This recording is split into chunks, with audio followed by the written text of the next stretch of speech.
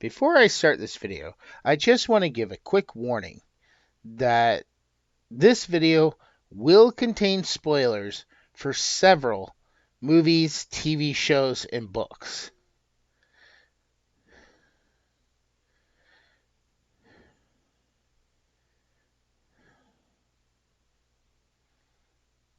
Hello, and welcome to another writing advice video for writers. So, if you're not a writer, you can still listen to this and weigh in as somebody who watches or reads, but this is mainly for writers. So today's writing advice video, should you kill off characters? Should you commit murder in your stories? This is a very controversial topic because I got into a debate with somebody recently, and we were talking about movies and TV shows and books, where I was currently listening to an audiobook series that I recently reviewed. And the series just wasn't gripping me with enough suspense. How do I phrase this? There wasn't enough danger for the main character. It was like an old-time cop show or an old-time police story where there is danger, but nobody's in real danger. No one's actually going to get killed, and you kind of get that sense ahead of time. Every time the main character was in danger of losing somebody, something miraculously happened at the last second to save all the innocent people and all the good people.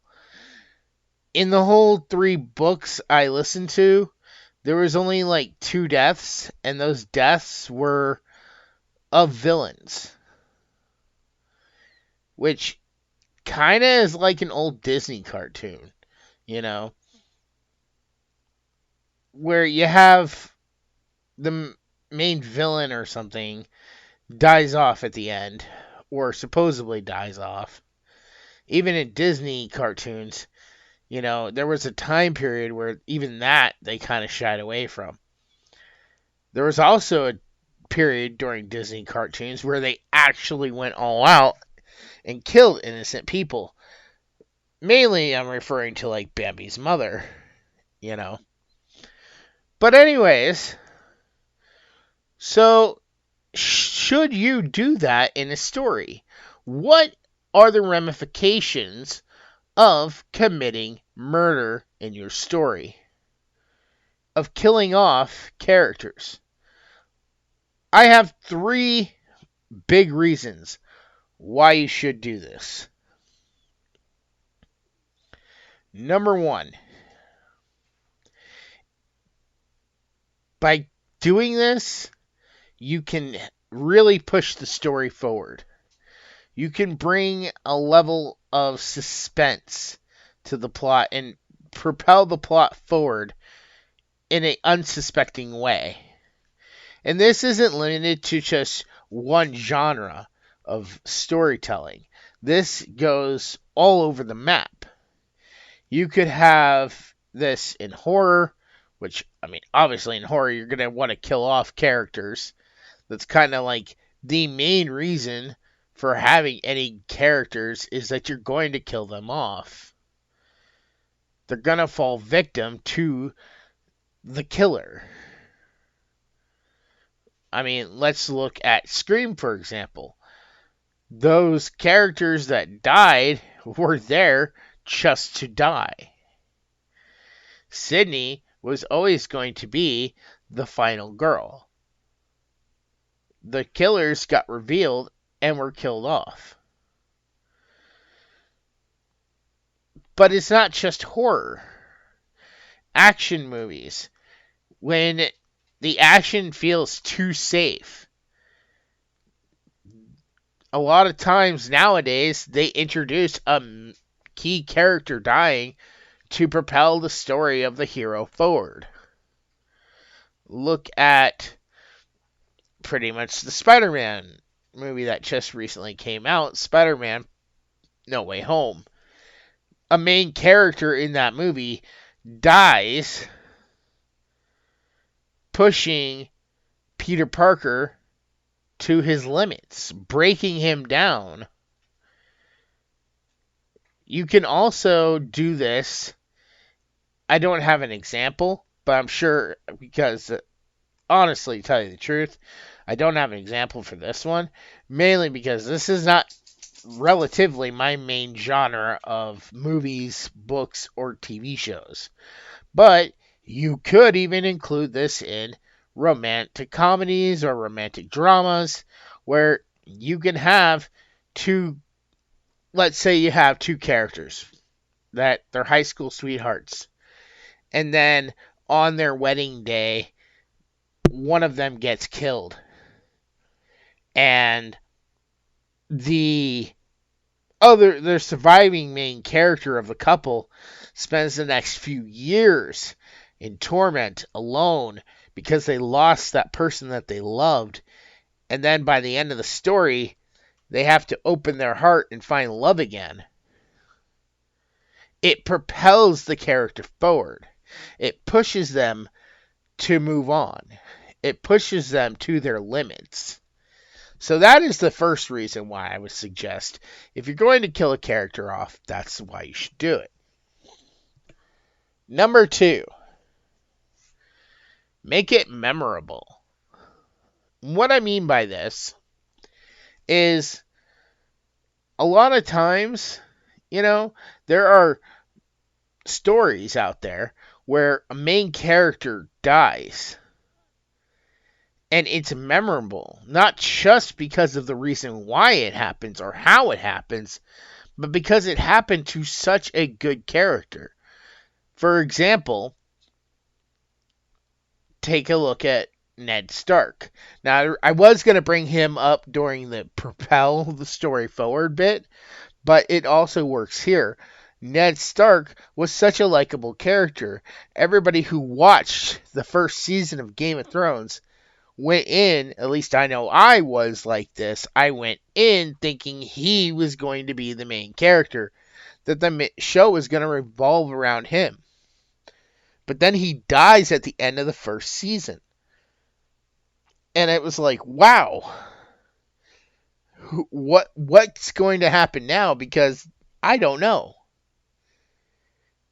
Anything could happen.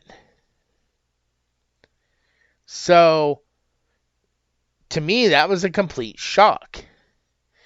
I'll save this one for the next.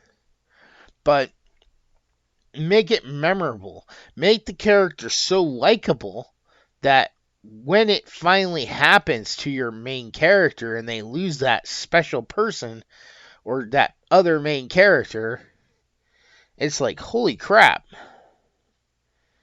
There's no holds barred, Not just villains are going to die, main characters can die. Leading characters can die. Maybe the story isn't really about whoever your main character is. It's about the person who most people will think is, a side character. And that is actually the main character that they should have been following. Which we'll get into here in a little bit too. But a lot of the best deaths in stories, a lot of the greatest stories that have deaths in them, those deaths are remembered. And they're remembered for a reason. So moving on to the third and final reason why you should or shouldn't kill off a character is to remove... How do I phrase this? To remove power bases, I guess, would be the best explanation I can give you. And what I mean by this is simply you have a character, and the character is powerful. And for my example, my story, The Guardian of Light, my main character is powerful. He's supposed to be a leader, but he's slowly building up to that role throughout the books. So after book 3, well, actually starting with book 3, I started killing off big main characters. Why? Because I wanted to push the hero to becoming the hero they're supposed to be. My hero was too reliant on everybody else who was just as powerful or as more powerful than he was. So he was always relying on someone else. Similarly to Harry Potter. Harry Potter was a powerful wizard in his own right, but he was far too reliant on Dumbledore. So J.K. Rowling kills off Dumbledore. This now propels Harry not only through the plot and makes Dumbledore's death memorable because the character was so likable, but it also removes that power base above Harry Potter. So now Harry has to become the new power base for good. He has to step up and take the mantle that, as the main character, he should have been wielding. Instead of always hiding, and Harry at this point didn't even want to hide.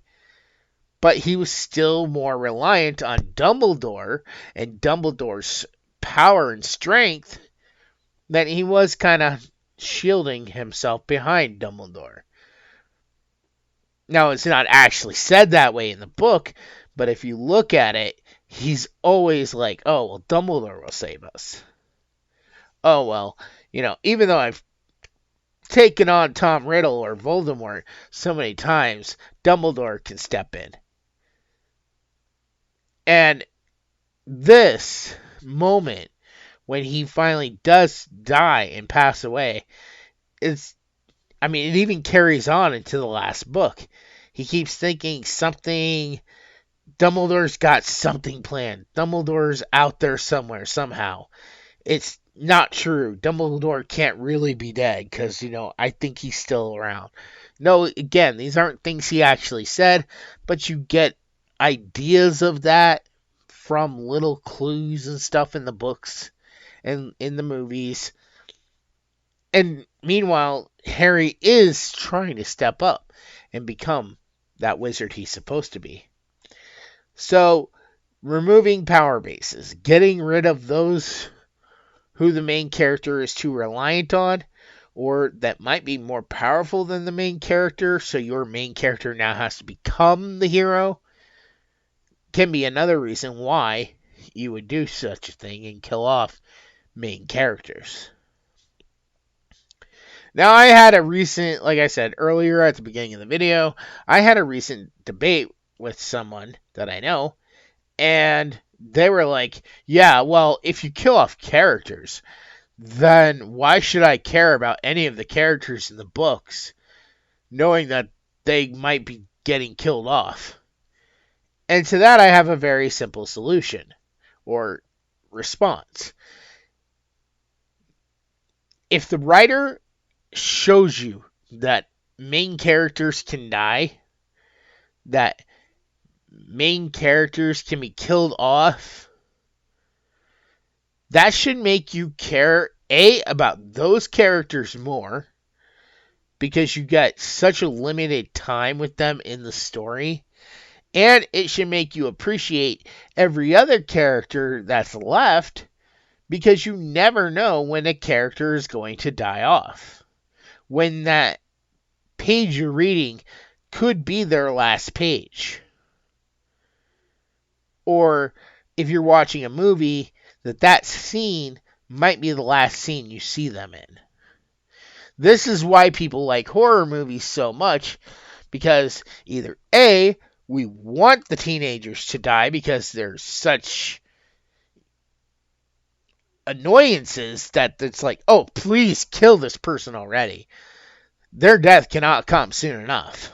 Or they're characters we really like, so you're really on the edge of your seat as the killer gets close to killing them, and you're like, oh, I hope they don't die now. Come on, go. You get invested. You get propelled by the suspense of will they live or will they die? And even if they do die, it makes you enjoy the moments you had with them on screen just a little bit more, I'd say. Or in the book, those pages mean a little bit more if it was a character you really did like. And to me, that is some main reasons why nowadays, especially, more and more authors do kill off main characters.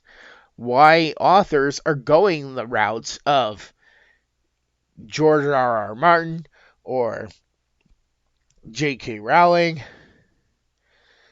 I think even Stephen King has done this in certain books and stuff. Big authors do this stuff because they want you to be invested. They want to drive up that suspense.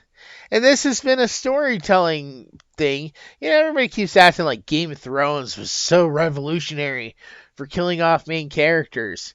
Yet, main characters have been dying off for the longest time. Look at Star Wars. You had Obi-Wan Kenobi, who's supposed to be Luke's teacher, barely starts teaching Luke a damn thing, and is killed off by Vader in the very first movie. It's like, oh great, well who's going to teach Luke now? So, this isn't a thing. And yeah, you can kind of say that there are great movies out there that don't have deaths, but those movies have been done to death themselves. And it's the movies that do have deaths that I think stick with people a little bit more, because it reminds us of our own mortality, and it makes us appreciate the characters that we're following, that we're having an emotional connection with, more than, oh, it was the bad guy got killed, oops. So, if this helps you, please consider subscribing. I want to thank all the writers for checking out this video.